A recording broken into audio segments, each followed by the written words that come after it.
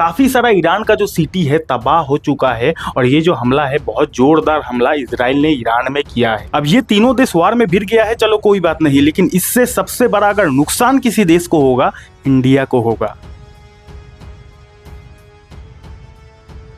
तो जी हाँ दोस्तों, जिस बात का डर था वो फाइनली मार्केट में हो चुका है।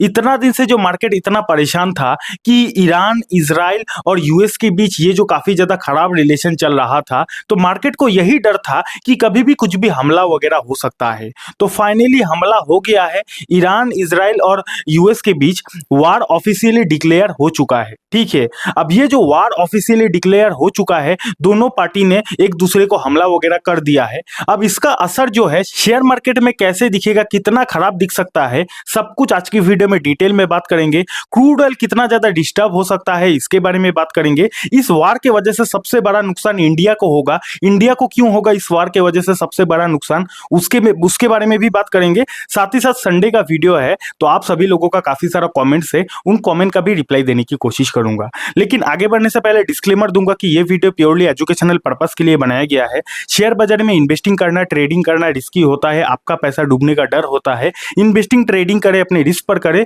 इस वीडियो से बस आप नॉलेज ले सकते हो। चलिए करते हैं वीडियो की शुरुआत। सबसे बड़ी बात क्या है कि ये जो वार होने वाला है ऑफिशियली, इसका जो अंदाजा है मार्केट के इन्वेस्टर को तो पहले से ही लग चुका था। क्योंकि अगर आप फ्राइडे इंडियन शेयर मार्केट को देखोगे तो फ्राइडे इंडियन शेयर मार्केट में 1% से ज्यादा गिरावट हुआ, और उसके बाद अगर आप अमेरिकन शेयर बाजार को देखोगे तो इसमें भी 1% से ज्यादा गिरावट हुआ।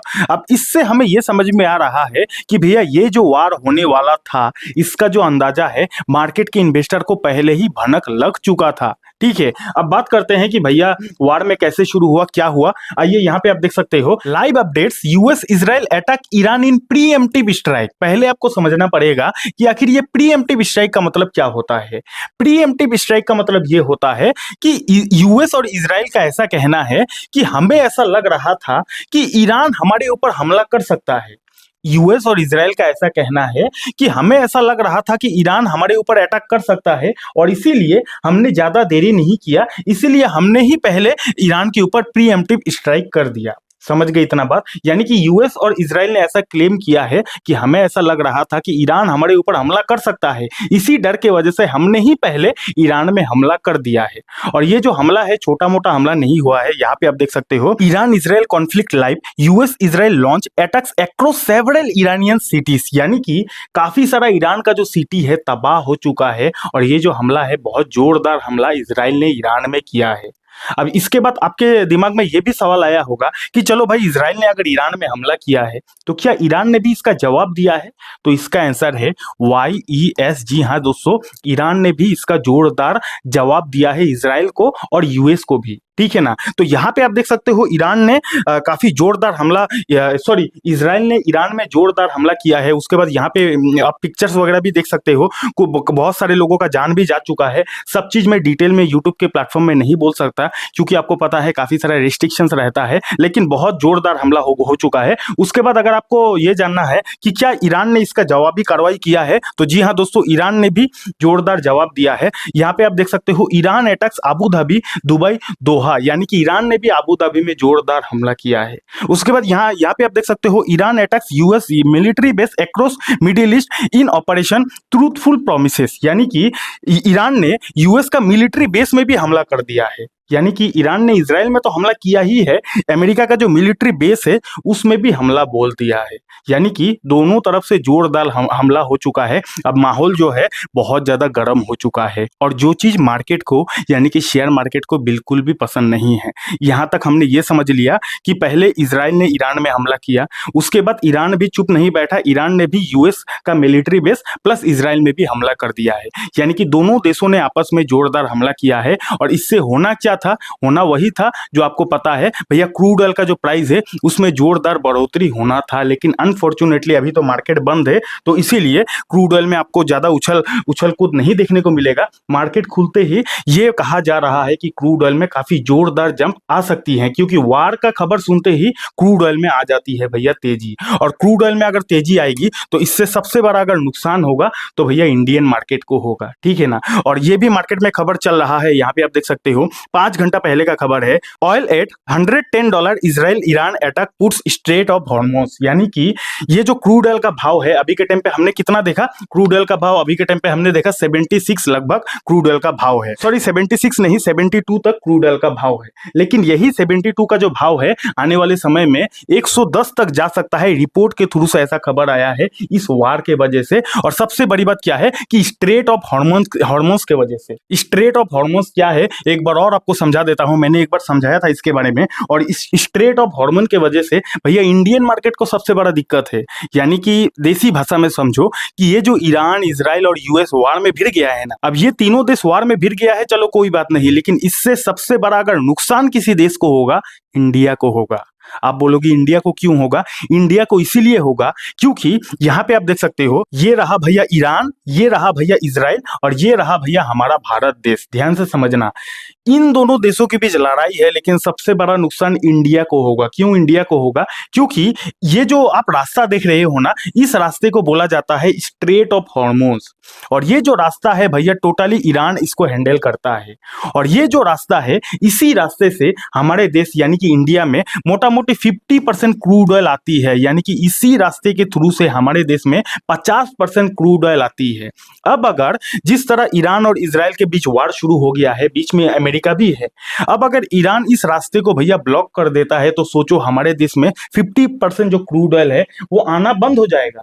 बंद अगर ना भी हो तो ये जो रास्ता है, शॉर्टकट रास्ता है, ये रास्ता बंद होके हमारे देश में क्रूड ऑयल घूम घाम कर आएगा, तो क्रूड ऑयल का भाव और भी ज्यादा महंगा हो जाएगा हमारे देश आते आते।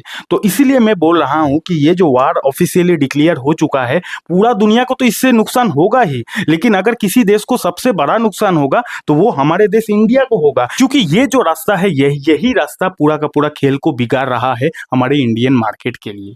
समझ गए इतना बात? तो अब तक वीडियो में आपने समझ लिया कि जी हाँ, वार ऑफिशियली डिक्लेयर हो चुका है, दोनों देशों ने लड़ाई शुरू कर दिया है। और सबसे ज्यादा नुकसान अगर किसी देश को होगा तो भैया भारत देश को होगा। यहाँ पे देखो अलग अलग आर्टिकल्स में ये सारा पॉइंट्स को कवर भी किया जा रहा है। US Israel strike on Iran, attack puts 50% of Indian oil import at risk via hormones. यानी कि ये जो हॉर्मोन्स रास्ता है, इसी रास्ते से हमारा इंडिया में 50% क्रूड ऑयल आता है। तो इंडिया को बहुत भारी नुकसान इस न्यूज की वजह से हो सकता है। ठीक है, और ये वार खाली शुरुआत नहीं है, एक और वार शुरू हो चुका है। और इस वार के ऊपर उतना ज्यादा कैमरा नहीं है क्योंकि ईरान इजराइल यूएस एक तरफ है तो पूरा दुनिया का फोकस उसी तरफ है। लेकिन एक और वार शुरू हो गया है, 3 घंटा पहले का खबर है। पाकिस्तान डिक्लेयर्स ओपन वार अगेंस्ट अफगानिस्तान। यानी कि एक तरफ पाकिस्तान और अफगानिस्तान के बीच भी वार भैया शुरू हो चुका है।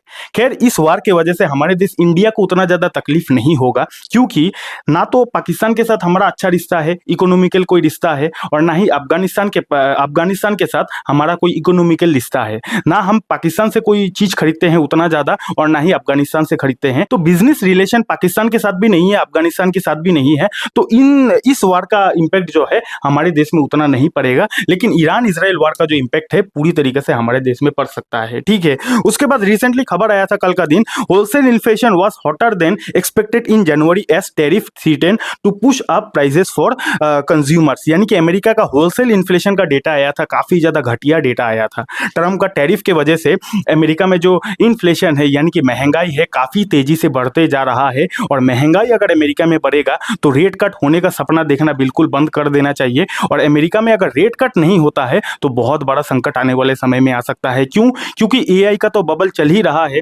टेक्नोलॉजी कंपनी काफी ज्यादा डिस्टर्ब हो चुका है। अब अगर रेट कट भी नहीं होता है तो टेक्नोलॉजी कंपनी में और भी ज्यादा परेशानी आ सकती है, क्योंकि रेट कट होने से मार्केट में पैसा का इनफ्लो आता है तो टेक्नोलॉजी कंपनी को काफी ज्यादा फायदा हो सकता था। लेकिन जबकि अमेरिका में इन्फ्लेशन डगमगा गया है तो रेट कट होने का चांसेस कम गया। रेट कट होने का चांसेस अगर कम जाता है तो कहीं ना कहीं अमेरिका में जो एआई का प्रॉब्लम चल रहा है वो कंटिन्यू रह सकता है। और यहाँ पे इतना बुरा खबर के बीच एक हमारे देश के लिए जोरदार खबर आ चुका है, लेकिन अफसोस कि इसका जो असर है हमारे मार्केट में शायद नहीं दिखेगा, क्योंकि इतना बड़ा वार शुरू हो गया है। तो हमारे देश में कितना भी अच्छा खबर आ जाए, मुझे नहीं लगता कि इसका असर मार्केट में दिख सकता है। बाकी क्या होगा क्या नहीं वो तो हमें आने वाले समय में पता चल ही जाएगा। तो हमारे देश इंडिया का जीडीपी का डेटा आने वाला था। यहाँ पे आप देख सकते हो, India's economic growth at faster than expected pace of 7.8% in December quarter यानी कि हमारे देश का जो जीडीपी का ग्रोथ है 7.8% से हो रहा है और ये दिसंबर क्वार्टर का डेटा आया है। बहुत सॉलिड डेटा है। 7.8% से जीडीपी ग्रो होना ये कोई साधारण बात नहीं है। तो इस डेटा से हमें साफ साफ ये समझ में आ गया कि भैया हमारे देश का इंटरनल में उतना कोई प्रॉब्लम नहीं है। हमारे देश का इंटरनली सब कुछ ग्रो कर रहा है। जीडीपी बढ़ना ही तो सब कुछ होता है। जीडीपी बढ़ रहा है यानी कि हमारे देश का कंपनी ग्रो कर रहा है। तो कंपनी ग्रो कर रहा है, देश का जीडीपी बढ़ रहा है, उसके बावजूद भी शेयर मार्केट इसीलिए नहीं चल रहा है क्योंकि एक्सटर्नल रीजन यानी कि बाहरी समस्याओं की वजह से इंडियन शेयर बाजार जो है वो घिर चुका है और बाहरी समस्याओं की वजह से हमारे इंडियन शेयर बाजार में उतना ज्यादा तेजी हमें नहीं देखने को मिल रहा है। बाकी अदरवाइज हमारे देश का इंटरनल फैक्टर उतना भी कमजोर अभी तक नहीं हुआ है, ठीक है ना। उसके बाद बात करते हैं गोल्ड की। तो गोल्ड इन्वेस्टर, सिल्वर इन्वेस्टर का तो बल्ले बल्ले हो सकता है क्योंकि वार ऑफिशियली डिक्लेयर हो चुका है। डॉलर टू आईएनआर की बात किया जाए तो 90 को भी क्रॉस कर दिया है, 91 में पहुंच गया है। इंडियन मार्केट के लिए बिल्कुल भी सही नहीं है। बाकी एफआईएस की डेटा की बात किया जाए तो लास्ट डे तो 7,500 करोड़ का माल एफआईएस ने हमारे इंडियन मार्केट से निकाल लिया था, ठीक है। तो अब तक इस वीडियो का कंक्लूजन क्या है भैया? कंक्लूजन में इतना ही बोलूंगा कि ये जो ट्रम्प का टैरिफ था वगैरह वगैरह किसी पर भी अभी के टाइम पे फोकस नहीं है। एक ही चीज पर पूरा दुनिया का अभी के टाइम पे फोकस चला गया है, वो है ईरान, यूएस और इजराइल के बीच ये जो नया से वार शुरू हो गया, इसी चीज पर अभी पूरा दुनिया का कैमरा है, इसी चीज पर पूरा का पूरा दुनिया का फोकस चला गया है। अब ट्रम्प टैरिफ लगाए, टैरिफ के बारे में कुछ अच्छा खबर दे, खराब खबर दे, कुछ दिनों तक तो मुझे नहीं लगता कि वो सारा खबर का इंपैक्ट मार्केट में दिखेगा क्योंकि सबसे बड़ा हॉट टॉपिक अभी के टाइम पे मार्केट में ये है। अब आगे क्या, ये देखना इंटरेस्टिंग रहेगा। क्या ये जो वार ऑफिशियली डिक्लेयर हो गया है, क्या ये जो वार है ये लंबा चलेगा या फिर कम समय में खत्म हो जाएगा, ये देखना सबसे ज्यादा इंपॉर्टेंट रहेगा। अगर कम समय में खत्म हो जाता है ये वार तो हो सकता है मार्केट में हमें अच्छा रिएक्शन देखने को मिले, लेकिन अगर ये वार लंबा चलता है, और जनरली ऐसा ही होता है, कोई भी वार अगर शुरू होता है तो अंत पता नहीं कब होता है। जैसे आप रशिया यूक्रेन का वार देख लो, कौन कितना साल पहले शुरू हुआ था, आज तक वो जो वार है वो खत्म नहीं हो पाया है। इसी बात का तो मार्केट का डर है कि वार शुरू तो हो गया है लेकिन वार खत्म कब होगा ये देखना सबसे जरूरी है। अगर वार लंबा चलता है तो भैया हर देश का जो इकोनॉमी है धीरे धीरे डैमेज हो सकता है। स्पेशली वो देश का इकोनॉमी डैमेज होगा जिन देशों के साथ इन सारा देशों का बिजनेस रिलेशन है, ठीक है ना। तो देखते हैं आने वाले समय में क्या होता है। और सबसे इंपॉर्टेंट बात क्या है कि अभी तो यूएस और इजराइल ने ईरान में हमला किया है और ईरान सिर्फ अकेले ही यूएस और इजराइल पर हमला कर रहा है। अब ईरान के पीछे कौन खड़ा होता है, कौन देश खड़ा होता है, ये भी देखना जरूरी है। ईरान के पीछे अगर कोई दूसरा देश सपोर्ट के हिसाब से आ जाता है तो ऐसे धीरे धीरे ये देश उसके सपोर्ट में आएगा, दूसरा देश इसके सपोर्ट में आएगा। धीरे धीरे अगर सिचुएशन वर्ल्ड वॉर 3 की दिशा में जाने लगे तो कहीं ना कहीं बहुत ज्यादा बुरा हो सकता है। आपको क्या लगता है कि ये जो वार शुरू हो गया है, क्या ये वार का सिचुएशन जो है वर्ल्ड वॉर 3 की तरफ जा सकता है, नहीं जा सकता है? आपका राय नीचे कमेंट सेक्शन में बता सकते हो। अब चलिए आप लोगों का कुछ कमेंट्स है, उन कमेंट का भी रिप्लाई दे देता हूं। सबसे पहला सवाल खेत किसान जी की तरफ से आया है, स्टॉक या ईटीएफ या म्यूचुअल फंड इन्वेस्टमेंट बेस्ट होता है, इसके बारे में बताएं सर। बहुत अच्छा सवाल है खेत किसान जी। आपको बताना चाहूंगा कि स्टॉक, ईटीएफ और म्यूचुअल फंड में सबसे बेस्ट इन्वेस्टमेंट मैं ईटीएफ और म्यूचुअल फंड को ही बोलूंगा। क्यों?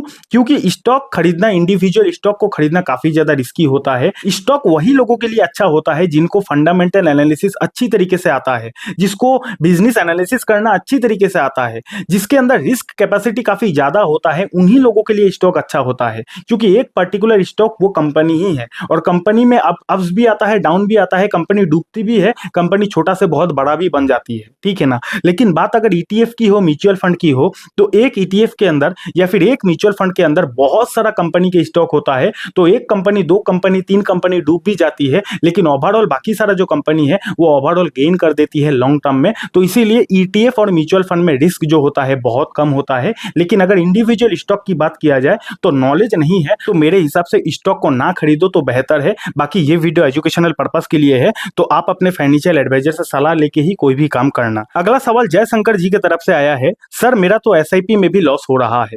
जयशंकर जी बताना चाहूंगा ये सिर्फ आपके साथ नहीं बहुत सारे लोगों के साथ हो रहा है क्योंकि लास्ट 1 से 1.5 सालों से मार्केट ने रिटर्न नहीं दिया है, नेगेटिव रिटर्न दिया है।